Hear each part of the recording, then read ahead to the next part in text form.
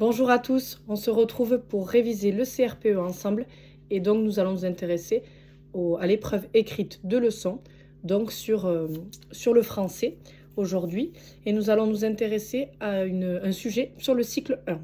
Donc comme d'habitude, je vous explique rapidement, donc là le thème ça va être mobiliser le langage dans toutes les dimensions, et donc on va être sur de la grande section en période 3, et l'objectif donc ce sera de travailler le langage dans la classe. Je vais essayer de vous apporter des conseils aussi par rapport à ce que je peux mettre en place moi dans mes séances. Je vais essayer de le rajouter à ces préparations qui datent d'il y a un petit moment, qui datent du concours 2023. Voilà par rapport à ça, donc je vais vous faire l'exposé comme si on y était vraiment. N'hésitez pas en commentaire si vous avez des questions, surtout n'hésitez pas à les poser. Bonjour mesdames et messieurs les jurys. Donc, nous allons commencer par le français. Dans le programme du cycle 1 de 2021, le premier domaine à travailler avec les maternelles est celui de mobiliser le langage dans toutes ses dimensions. En effet, il est primordial que les jeunes enfants apprennent et développent le langage dans ses différentes dimensions, orale, écrite, pour s'exprimer et communiquer avec les autres. À l'arrivée en maternelle, le langage présente des différences, car le langage de la maison n'est pas le même pour tous. Certains élèves s'expriment très peu à la maison, alors que d'autres communiquent davantage. Cela a une influence sur leur niveau au départ en langage lorsqu'ils arrivent en maternelle. Le langage, c'est à la fois la façon de parler, mais c'est aussi la façon de penser, rêver et écrire dans une langue. En grande section, les élèves sont capables de s'exprimer davantage qu'en petite section, mais on distingue 3 types d'élèves. Il y a les élèves petits parleurs, les moyens parleurs et les grands parleurs. Donc ça, c'est important de faire la différence, puisque en fonction effectivement qu'ils soient petits ou grands parleurs, on ne va pas attendre les mêmes choses d'eux. La compréhension est essentielle pour produire ensuite du langage oral. Donc il faut être capable déjà de recevoir et de comprendre ce langage oral pour pouvoir par la suite en produire. La lecture d'albums de jeunesse permet aux enfants d'entendre une histoire et de mettre en œuvre des procédures pour comprendre cette histoire. Mireille Brigaudio nous présente dans Première maîtrise de l'écrit, comprendre des textes écrits sans lire, sur le document B de ce sujet, les aides à apporter aux élèves lors de la compréhension de l'histoire. Elle précise que le premier niveau de compréhension intervient quand l'enfant résume le cadre, la complication et l'événement qui résout le problème. Dans le document C, Catherine Toveron nous explique l'intérêt des 4 fonctions de la lecture en réseau. Je vais pour ma part vous présenter une séance de compréhension à l'intérieur d'une séquence autour de l'album Le loup sentimental, document A de Geoffrey de Penard. Ma séance va se situer donc avec une classe de grande section dans le cycle 1 en période 3. Il faut savoir que bien sûr le cycle 1 c'est le lieu des apprentissages premiers. Le domaine va être de mobiliser le langage dans toutes ses dimensions. Et je vais vous présenter ainsi ma séquence. Donc dans ma séquence, l'album de Geoffroy de Penard et la figure du loup seront abordés dans cette séquence. Elle sera divisée en 3 séances. La première séance sera la séance de découverte, c'est celle que je vais vous présenter ici. La seconde séance sera la séance de compréhension en morceaux. Et la séance 3 sera une séance globale de compréhension totale.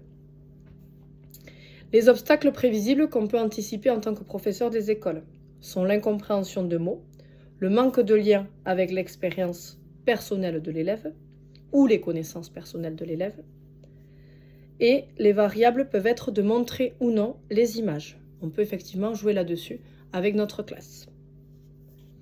Lors de la séance 1, je vais donc proposer la découverte de l'album Le loup sentimental qui va durer 30 minutes. Il faut savoir qu'avec les maternelles, il ne faut pas faire des séances trop longues, donc on sera plutôt sur des séances en maternelle.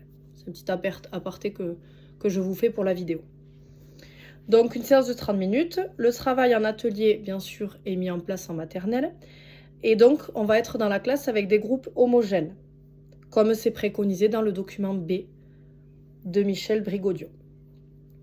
Les prérequis essentiels pour les élèves, c'est d'avoir eu d'autres lectures d'albums et que le personnage du loup, ait déjà été évoqué.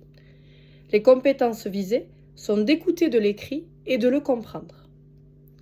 Lors de la phase 1, je vais présenter le livre.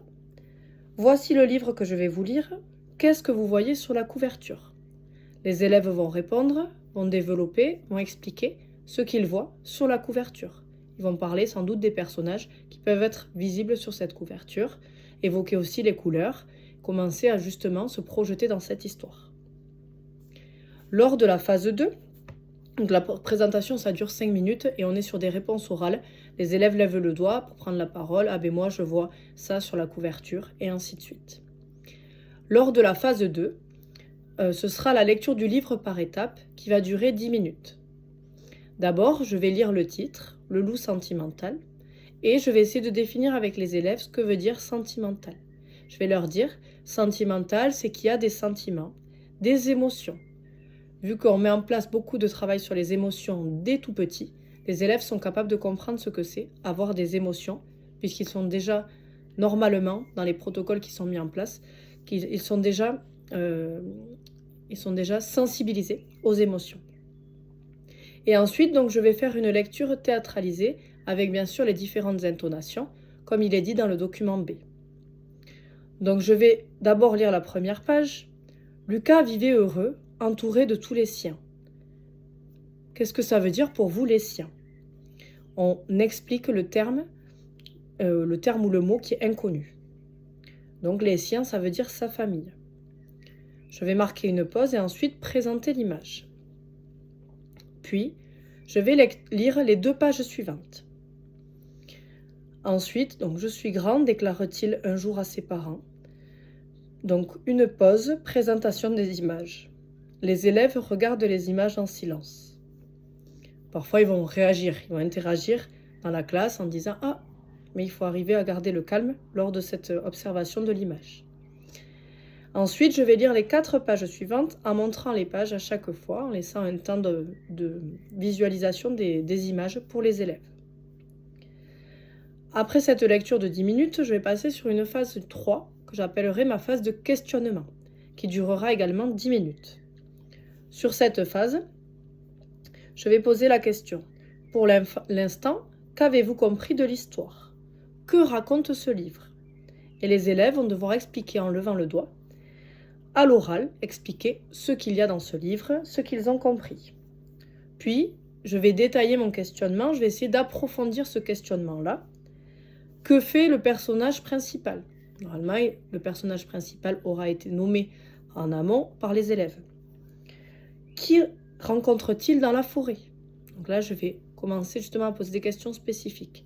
Bien sûr, si toutes ces réponses viennent par les élèves sans que j'ai posé des questions précises et plus approfondies, c'est super, c'est très bien. Là, on va pouvoir rebondir et je n'aurai pas besoin de poser ces questions-là.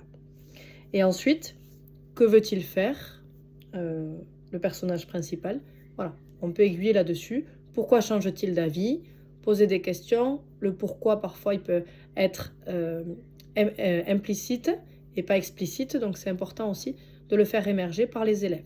Bien sûr, c'est les élèves qui font, c'est les élèves qui répondent. C'est pas vous qui donnez les réponses, c'est pas moi qui vais donner les réponses en tant que professeur des écoles. Lors de la phase 4, je vais construire un résumé de cette partie qui va durer 5 minutes. Je vais donner la consigne. Alors, qu'est-ce que nous pouvons dire pour expliquer ce livre à nos parents? Et donc là, les réponses qui vont émerger des élèves, donc on va essayer de faire interroger plusieurs élèves et les élèves vont amener des réponses et on aimerait arriver à une réponse du type « Le loup, Lucas, est grand, il s'en va de sa famille et va dans la forêt ». On aimerait avoir ce type de résumé. Bien sûr, ce ne sera peut-être pas exactement ça puisque ça viendra des élèves. Donc, ce sera bien sûr produit avec l'enseignante, mais ça viendra des élèves. Je vais donc ensuite reformuler leur résumé et je vais reprendre ce résumé global bien sûr, l'objectif, c'est d'inciter tous les élèves à parler. On va pouvoir poser des questions. Comment est ce loup par rapport à d'autres loups? Là, ça permet justement de mettre en lien avec les lectures en réseau qu'on aura fait en amont. Donc ça, c'est très important aussi. Ensuite, cette séance qui sera faite sur cet atelier, sera menée avec d'autres groupes. Donc je n'ai pas précisé au début, mais effectivement, en maternelle, on travaille beaucoup sur des ateliers. Donc là, l'objectif, c'est de proposer 3 ateliers à mes élèves, à ma classe. Donc je divise la classe en 3. Donc par exemple, ou en 4, je peux même proposer 4 ateliers. Et sur ces 4 ateliers, je vais avoir un groupe avec moi. Donc si j'ai 24 élèves, je vais avoir 6 élèves avec moi qui vont travailler sur le langage, reformuler l'histoire et ainsi de suite. Un groupe qui va être avec l'ATSEM en atelier semi-dirigé, sur un travail de peinture par exemple, en lien avec l'histoire, avec le loup, avec le thème. Et ensuite, je vais avoir un atelier autonome dans le coin cuisine, par exemple, et un atelier autonome que je vais proposer en lien, bien sûr, avec cette histoire. Ça peut être un atelier par rapport à des images de loup, et il faut essayer de ranger les images dans l'ordre. Ça peut être également autour du langage un memory. Donc bien sûr, j'aurais expliqué au préalable aux élèves. Ils retournent les images, ils nomment à voix haute ce qu'ils voient sur l'image. Ils ouvrent à nouveau une image pour voir si c'est la même. Et si par exemple j'ai 2 loups, la même image de loup, je les récupère, j'ai gagné. Et ainsi de suite, j'ai gagné ma paire de loups. Et ainsi de suite pour rebrasser le vocabulaire déjà appris en classe. Alors ça peut être sur le thème du loup, ça peut être aussi en lien avec un autre album qu'on aura travaillé plus tôt dans l'année, puisque nous sommes en période 3. Et l'objectif, c'est de continuer à entretenir ce vocabulaire, ce langage, être capable de s'exprimer, de nommer correctement des images. Et lors de la séance suivante, donc bien sûr quand j'ai fini avec mon groupe, on fait tourner la rotation, on fait tourner les ateliers, et donc un groupe qui n'était pas avec moi vient avec moi, et ainsi de suite. Lors de la séance suivante, je vais rappeler l'histoire et continuer la lecture. Il est important bien sûr de toujours faire des références aux autres lectures qu'on a vues sur les loups. Et par exemple les 3 petits cochons, on voit que le loup par exemple est méchant dans les 3 petits cochons. Est-ce que c'est le cas dans cette histoire? La lecture en réseau est très importante en maternelle. Elle est importante dans tous les cycles, mais c'est vrai qu'en maternelle, elle est quand même beaucoup plus utilisée. L'objectif aussi, c'est que tous les élèves puissent acquérir du langage, du lexique, et qu'on puisse justement avoir des mots-clés qu'on aura appris pendant la séance. Je peux faire à la fin de ma séance un bilan avec les élèves, avec tous les élèves réunis. Qu'avons-nous appris comme mots aujourd'hui? Et ils doivent nommer 3-4 mots que nous avons appris aujourd'hui en lien avec l'histoire. Ça peut être le mot lessien, par exemple, qu'on a vu, sentimental également, et d'autres mots qui font partie des différentes pages. Pour conclure, il est important de théâtraliser la lecture pour que les enfants perçoivent le sens. Il ne faut pas hésiter à faire des gestes, à faire des voix, à changer la voix quand le personnage change. Il faut bien sûr prendre l'espace en tant qu'enseignante. Ce travail de compréhension de l'écrit favorise bien sûr la production de l'oral. On a écouté et donc on a reçu ce langage écrit qui nous a été oralisé. Et ensuite, en tant qu'élève, on va pouvoir favoriser cette production orale. Et ça permet bien sûr de réagir sur un sujet en ayant un début de débat interprétatif, en ayant les élèves qui participent, qui interprètent ce qu'ils voient, comment est le loup par rapport à d'autres loups, et on interprète ce qu'on entend et ce qu'on voit également sur les images. Il est possible de faire le même travail sans montrer les images, mais pas dans un premier temps, plutôt quand on aura déjà fait ce travail plusieurs fois sur plusieurs lectures différentes. Il y a un lien avec les thématiques, notamment avec les 7 chevreaux, car en effet, c'est possible de les compter, ces 7 chevreaux. Donc on peut travailler là-dessus, au milieu de l'histoire, combien y a-t-il de chevreaux, et on fait compter à un élève les chevreaux, par exemple. Donc voilà par rapport à cette séance. Bien sûr, j'aurais pu également mener la séance sous forme de groupe classe, avec un résumé oral, et ensuite avec du travail de vocabulaire en atelier, sur des ateliers de 20 minutes, 15 à 20 minutes. J'aurais fait un travail de lecture générale. Bien sûr, la difficulté que j'aurais pu avoir, c'est que les élèves oublient entre-temps ce qu'on avait vu dans l'histoire. Donc ça, c'est important aussi de le prendre en compte, et c'est pour ça que j'ai préféré travailler chaque groupe séparément, quitte à reproduire effectivement le même type de séance 4 fois pour mes 4 ateliers. Il est aussi possible de faire 3 groupes selon bien sûr le nombre d'élèves dans ma classe et selon aussi les différents coins jeux que j'aurai proposés autour. Je vous remercie de votre attention. Donc voilà pour un exposé sur le langage en lien justement avec la découverte d'un nouveau livre. C'est possible aussi de faire un peu plus de pages. Là, moi, je suis partie sur ce nombre de pages-là, mais ça peut être un peu plus. N'hésitez pas à proposer des variantes. Là, le jury va vous poser des questions, va vous interroger par rapport à vos choix. Pourquoi vous avez fait des groupes homogènes? Pourquoi vous avez fait des groupes hétérogènes? Et donc là, il faut être capable de répondre, de justifier, sachant qu'il n'y a pas de bonne réponse ou de mauvaise réponse. Bien sûr, si vous dites quelque chose qui est aberrant, ce sera faux. Mais il faut qu'on reste dans la logique de la classe. Voilà par rapport à ça, j'espère que ce sujet va répondre un petit peu à vos attentes. Sur le cycle 1, j'essaie de vous en faire rapidement en mathématiques également. Et je vous dis à très bientôt.